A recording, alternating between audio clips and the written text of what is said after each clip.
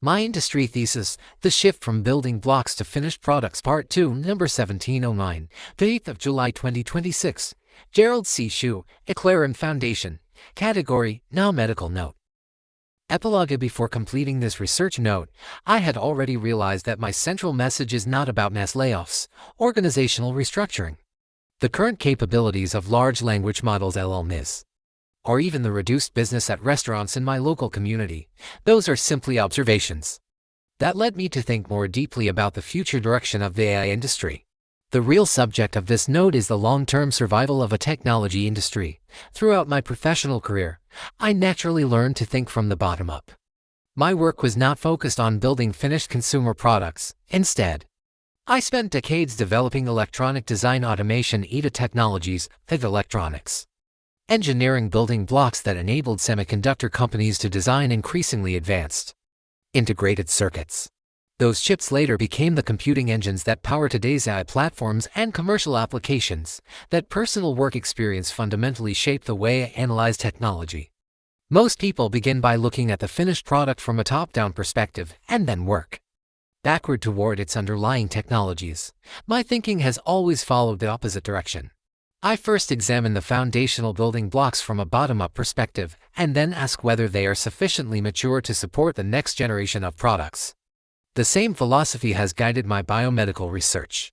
Rather than beginning with the final disease outcome, I started with the fundamental building blocks, food intake and exercise, followed by overweight and obesity, then diabetes, and finally the downstream consequences affecting the heart, kidneys, and brain. In other words, I have always sought to understand how changes at the foundation propagate through the entire pathophysiological system. Viewed from this perspective, I believe the current restructuring of the AI industry represents neither failure nor decline. Instead, it reflects a natural stage in the evolution of a maturing technology industry. In my opinion, the AI industry has thus far moved aggressively toward commercial applications before some of its underlying technological foundations had fully matured. As engineers and business leaders gain more experience through real-world deployment, they naturally discover which foundational technologies require further strengthening. Consequently, the industry is now improving both ends simultaneously, continuing to enhance today's commercial AI products while investing in stronger foundational building blocks for future generations of intelligent systems. I have seen similar patterns throughout my professional career. Successful technology companies survive not because they refuse to change, but because they recognize structural transitions early and adapt accordingly. Adaptation is not a sign of weakness.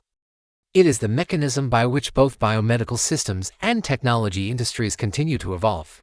Conclusion. As I reflected on my recent work, I realized that my medical research and my observations of the AI industry are guided by the same bottom-up research philosophy. By bottom-up, I do not simply mean starting from the building blocks of a system.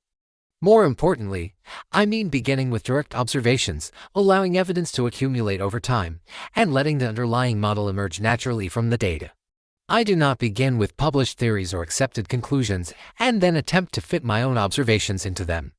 In my view, that is a top-down approach. My TSI/research followed this philosophy. I did not start by asking whether my observations agreed with the medical literature. Instead, I carefully observed my own physiological trajectories over time and allowed the data to reveal its own patterns.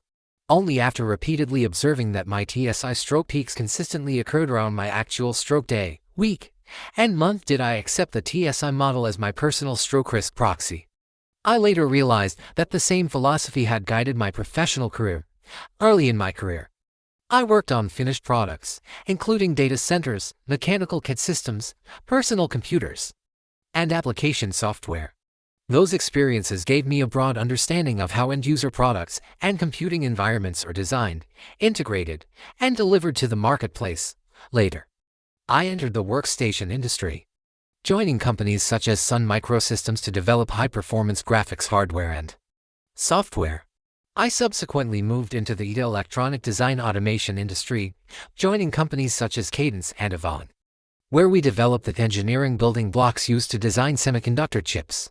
It was there that I gradually recognized the long-term strategic importance of strengthening the underlying foundations rather than concentrating only on finished products. At the time, I did not fully appreciate the significance of this transition. Only years later did I realize that I had personally experienced the natural evolution of a technology industry from finished products back to the foundational technologies that enable future innovation. Since then, I have naturally approached complex systems from the bottom up, first examining whether the underlying building blocks are sufficiently mature before considering the next generation of products and applications. Therefore, my conclusion did not originate from Meta's recent restructuring. Meta simply reminded me of a pattern that I had already learned through more than 3 decades of first-hand experience. When I watched Meta's reorganization, I recognized the same transition unfolding at an industry scale for the coming commercial AI era. Although my biomedical research and my observations of the AI industry appear unrelated, they are connected by the same research philosophy. In both cases, I begin with careful observation rather than assumption. I allow evidence to guide my thinking, models to emerge from the data, and conclusions to follow only after repeated observations have convinced me.